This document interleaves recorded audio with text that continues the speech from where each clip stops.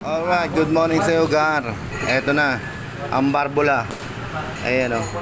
So, ano nangyari dito sa 155? Bigla na lang tumigil habang kasalukuyan tumatakbo. Tapos biglang huminto.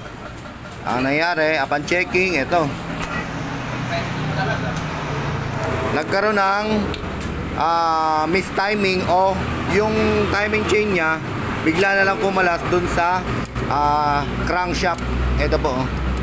Kaya kung mapapansin nyo, umiikot yung timing chain, kumalas dito sa may crankshaft, natanggal, so nawala sa timing.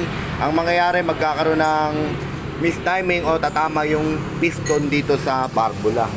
Ito po, ayan o. Namimintana.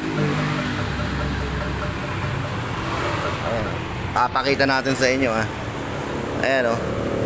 Namimintana na po yung exhaust valve. Nagkaroon na ng gap, so automatic yan pagka binuhusan natin to ng gasolina, so loss compression to. Nangyari, yung timing chain niya tumalon, nalaglag dun sa crankshaft na wala sa timing, so habang umaandar, tumama.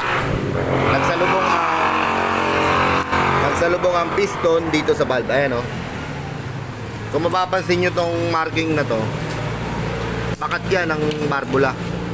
So dito tumama yung barbola sa dalawang guide na yan. Ayan o. Bakat po.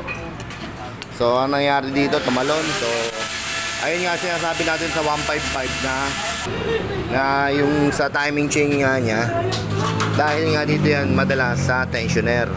Ito yung sinasabi natin na once na umingay yung unit, sanhi ng tensioner, wag yun na pumpanda rin. Hanggat maaari, itulak nyo na lang sa pinakamalapit na shop. So sa case naman ni sir, buo yung tensioner niya, pero tumalon yung timing chain niya. So isa lang ibig sabihin nun sir, ang nangyari dito, matagal na itong lawlaw. So hindi na kayang habulin ng stock tensioner yung compression, kaya tumalon to. Ayan, talaglag sa timing. Ang nangyari, sumalubong yung barbola dito sa piston, so kaya tumirek. Ayan po. Ang nangyari dyan, ayan o. Umangat yung dalawang exhaust valve. So ibig sabihin baluktot na yan. Palit yan. So yun, Sniper 155 po.